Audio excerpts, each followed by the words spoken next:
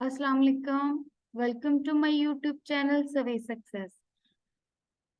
Today I'm going to teach you lecture number 2 of the chapter number 1. कल हमने lecture number 1 पढ़ा था, chapter number 1 का, जिसमें हमने इंट्रोडक्शन देखा था बायोलॉजी का। इसके अलावा हमने बायोलॉजी की 3 मेन ब्रांचेस देखी थी। ठीक है, आज हम मजीद उन डिवीजन्स की जो है मजीद ब्रांचेस देखेंगे बायोलॉजी की, जिसमें कुछ कह ले वेस्ट वैरायटी ऑफ ब्रांचेस आ जाती है। First one is morphology. Morphology में हम क्या डिस्कस करते हैं? मॉर्फोलॉजी बायोलॉजी की वो ब्रांच है, शॉख है, जिसमें हम स्टडी करते हैं फॉर्म को। फॉर्म किसे कहा जाता है? फॉर्म कहते हैं शक्ल एंड स्ट्रक्चर्स और साख्त को। हम इसमें देखते हैं कि कोई भी जो ऑर्गेनिज्म है उसकी क्या शक्ल है, उसकी ज़ाहरी क्या शक्ल है और उसकी साख्त क्या है, वो किस तरीके से बना हुआ है। Study of form and structures of living organisms. उसके बाद आ जाती है second branch, anatomy. What is anatomy? Morphology में हम एक्सटर्नल स्ट्रक्चर्स के बारे में बात करते हैं। मॉर्फोलॉजी में हम ऐसे स्ट्रक्चर्स की बात करते हैं जो ज़ाहिरी तौर पे हमें नजर आते हैं। ठीक है, जब हम एनाटॉमी की बात करते हैं तो इसमें हम इंटरनल स्ट्रक्चर्स पे बात करते हैं कि जो ऑर्गेनिजम्स हैं उनके इंटरनल स्ट्रक्चर्स के बारे में स्टडी करने को हम क्या कहते हैं? एनाटॉमी। इसके अलावा एनाटॉमी में हम क्या पढ़ते हैं? बेसिकली हम देखते हैं एनाटॉमी में ऑर्गन्स, टिश्यूज और सेल्स, इनकी स्टडी जो है एनाटॉमी में इन्वॉल्व होती है, because tissues, organs, cells are the internal structures. ये तमाम क्या हैं? अंदरूनी स्ट्रक्चर्स हैं लिविंग ऑर्गेनिजम्स के। Next third branch is histology. What is histology? Histology का जो वर्ड है वो बेसिकली टिश्यू के लिए यूज होता है। जब हम लिविंग ऑर्गेनिज्म का जो टिश्यू है, पहला होता है सेल लेवल, उसके बाद आ जाता है टिश्यू लेवल। जब सेल्स मिलकर टिश्यूज बनाते हैं, उन टिश्यूज की माइक्रोस्कोपिक स्टडी को कहा जाता है हिस्टोलॉजी। ठीक है, हम देखते हैं टिश्यू का स्ट्रक्चर क्या है। ठीक है, मींस हिस्टोलॉजी में हम क्या क्या पढ़ते हैं? स्ट्रक्चर के बारे में पढ़ते हैं, टिश्यू की कंपोजिशन के बारे में पढ़ते हैं। कंपोजिशन मींस ये कौन सा टिश्यू है, ये ब्लड टिश्यू है, ये मसल्स के टिश्यूज हैं, ये कौन से टिश्यूज हैं। उसके बाद ऑर्गेनाइजेशन ऑफ टिश्यूज, कि टिश्यूज किस तरीके से जो है ऑर्गेनाइज हुए हैं, किस तरीके से वो अरेंज हुए हैं। वो स्केलेटल मसल्स के टिश्यूज भी हो सकते हैं, वो स्मूथ मसल्स के टिश्यूज भी हो सकते हैं। ठीक है, आपकी क्लास में 9th क्लास के लेवल पे सिर्फ इतना ही जानना काफी है कि मॉर्फोलॉजी कौन सी स्टडी है, एनाटॉमी कौन सी स्टडी है, हिस्टोलॉजी में हम क्या स्टडी करते हैं। That's so simple. इसके बाद आ जाते हैं fourth branch, cell biology.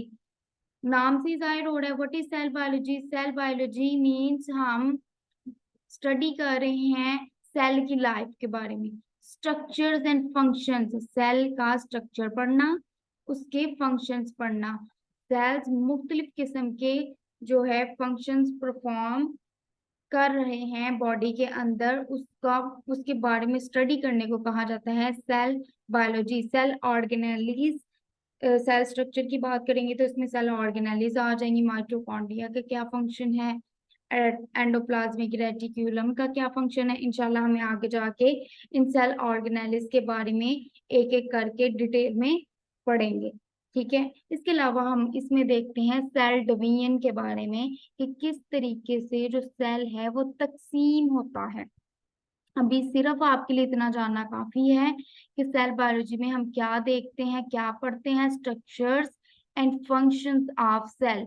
Cell की साख्त और उसके अफाल, उसके काम के बारे में हम पढ़ते हैं, सेल और उसकी ऑर्गेनेलिज के बारे में। देन आ जाती है fifth branch is physiology. Physiology में हम डिफरेंट बॉडी पार्ट्स के फंक्शन के बारे में पढ़ते हैं कि जो बॉडी पार्ट्स हैं वो किस तरीके से काम कर रहे हैं, उनके बारे में हम पढ़ते हैं। हम देखते हैं हमारी बॉडी के ऑर्गन्स कैसे काम कर रहे हैं, टिश्यूज काम कैसे कर रहे हैं, सेल्स काम कैसे कर रहे हैं, सेल्स मिलकर किस तरीके से कौन सा काम परफॉर्म कर रहे हैं, ये हम किस में पढ़ते हैं, फिजियोलॉजी में। इसके बाद आ जाती है सिक्स्थ ब्रांच, जेनेटिक्स। जेनेटिक्स कहते हैं ऐसी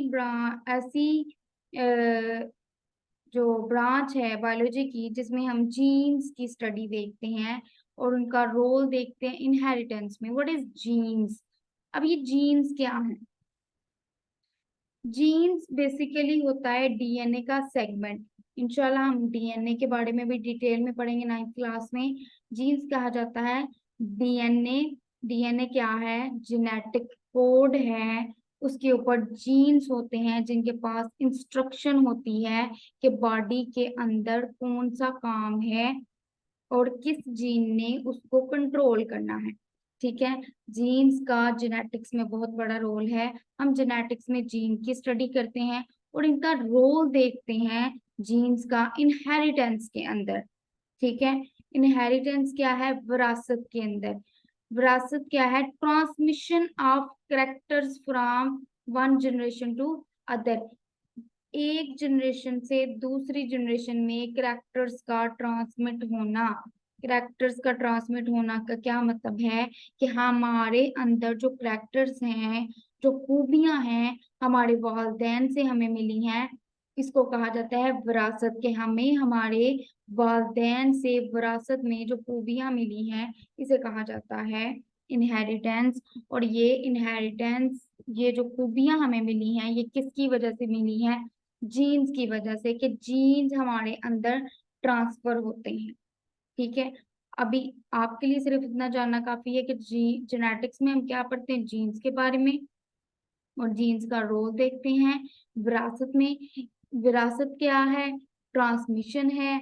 ट्रांसमिशन का मतलब क्या है? ट्रांसफर होना। किसका? करेक्टर्स का, खूबियों का, पेरेंट्स से, माँ बाप से यानी कि वालिदैन से जनरेशन के अंदर या बच्चों के अंदर। देन आ जाती है एम्ब्रियोलॉजी। एम्ब्रियोलॉजी में हम एम्ब्रियो के बारे में पढ़ते हैं। नाम से जाहिर हो रहा है, एम्ब्रियोलॉजी मींस एम्ब्रियो। एम्ब्रियो के बारे में पढ़ते हैं हम। एम्ब्रियो फर्टिलाइजेशन से लेकर एक नया जानदार बनने तक की तमाम स्टडी को एम्ब्रियोलॉजी में डिस्कस करते हैं। Development of an embryo to new individual. Embryology का जो ताल्लुक है डेवलपमेंट से है, किसकी? एम्ब्रियो की। एम्ब्रियो जब तक न्यू इंडिविजुअल में कन्वर्ट ना हो जाए। उसके बाद आ जाती है एट्थ वन, टेक्सोनोमी। टेक्सोनोमी क्या है? टेक्सोनोमी क्या है? कहा जाता है नेमिंग एंड क्लासिफिकेशन। नेमिंग का क्या मतलब है कि हम देखते हैं ऑर्गेनिज्म जो हैं उनको साइंटिफिकली नाम दिए जाते हैं। ठीक है, उन ऑर्गेनिजम्स को साइंटिफिकली नेमिंग करने और उनको अलग अलग ग्रुप्स में क्लासिफाई करने, क्लासिफिकेशन कहा जाता है ग्रुप बंदी करना, जानदारों की ग्रुप बंदी करना। जैसे हमने प्लांट्स को एक ग्रुप्स में रखा हुआ है, जानवरों को एक ग्रुप में रखा हुआ है। इसके अलावा सब ग्रुप्स भी बनाना कि अगर कोई ऐसा जानदार है जिसकी खसूसियात जानवरों से भी मिलती हैं या पौधों से भी मिलती हैं, तो उसको एक अलग ग्रुप में भेज देना। उसके बाद आ जाती है 9th branch, पैलियोंटोलॉजी।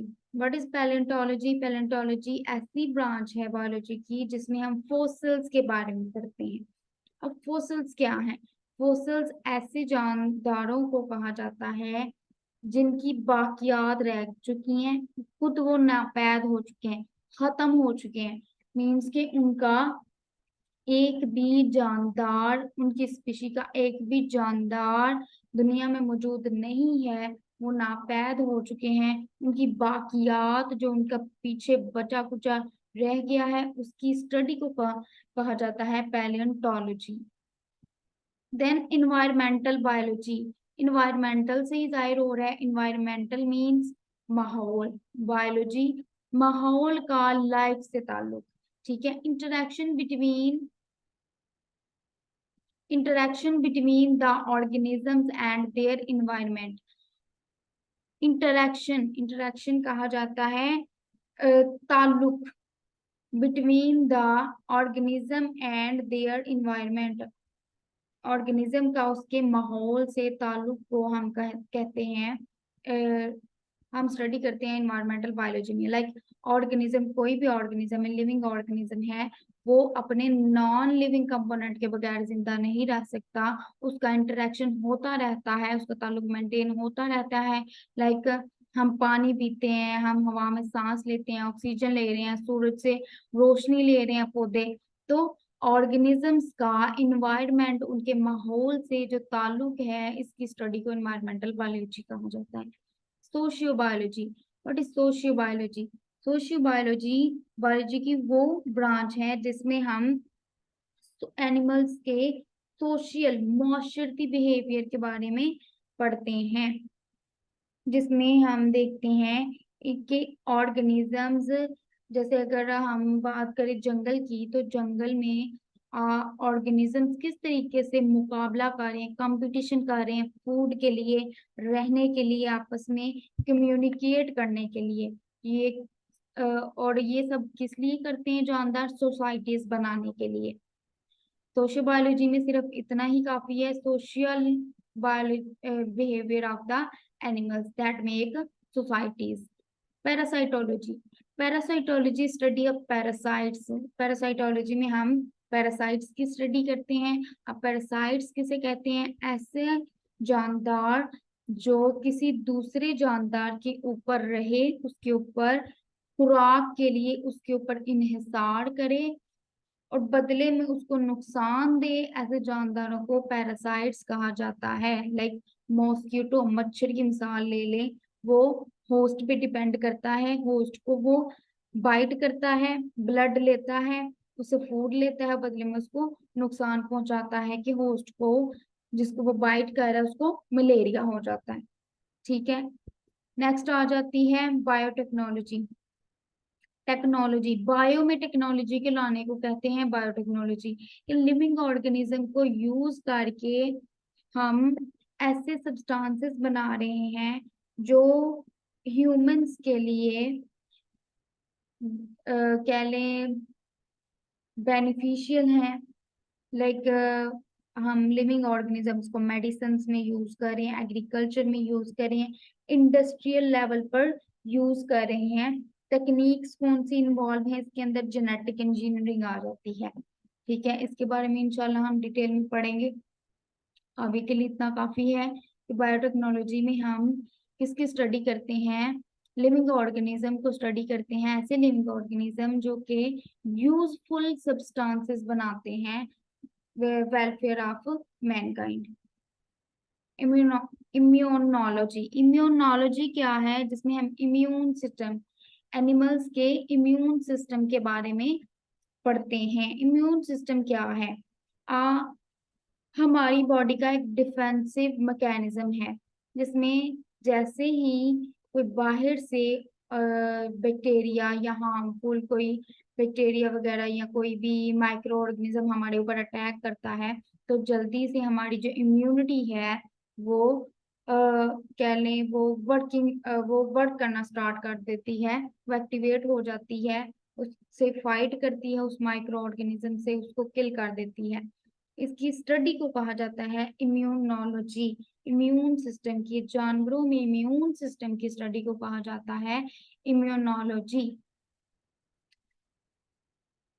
Micro organism, microbes में आपको बता दूं, ऐसे जानदार जो आम आंख से नजर नहीं आते, लाइक बैक्टीरिया, वायरसेस वगैरह, इन्हें कहा जाता है microbes. Defend the body against invading, invading खतरनाक बाहर से आने वाले माइक्रोब से। फार्माकोलॉजी, फार्माकोलॉजी कहा जाता है drugs and there effects on the system of human body. Drugs means medicine का ह्यूमन बॉडी के ऊपर क्या असर है, इसकी स्टडी को कहा जाता है pharmacology. These are the branches of biology. Biology की ब्रांचेस भी क्लियर हो गई हैं, इसकी डिवीजन के बारे में भी हमने पढ़ लिया। इंशाल्लाह मैं आपको नेक्स्ट लेक्चर में बताऊंगी कि किस तरीके से जो बायोलॉजी है दूसरी फील्ड के साथ कैसे रिलेट कर रही है, बायोलॉजी फिजिक्स के साथ कैसे रिलेट कर रही है, केमिस्ट्री के साथ कैसे रिलेट कर रही है, और मैथमेटिक्स के साथ बायोलॉजी कैसे रिलेट कर रही है। आप मेरी वीडियो अगर आपको मेरी वीडियो पसंद आई है, अच्छी लगी है, लाइक करें, कमेंट करें, शेयर करें, ज्यादा से ज्यादा शेयर करें ताकि दूसरों को भी इस वीडियो से फायदा पहुंचे। और मेरी नेक्स्ट वीडियोस देखने के लिए मेरा चैनल जरूर सब्सक्राइब करें ताकि जैसे ही मैं न्यू वीडियो अपलोड करूं तो आपको उसकी नोटिफिकेशन जो है अपडेट हो जाए। Thank you so much. If you have any type of question you may ask. Thank you. Subscribe my channel, Survey Success, and Allah Hafiz.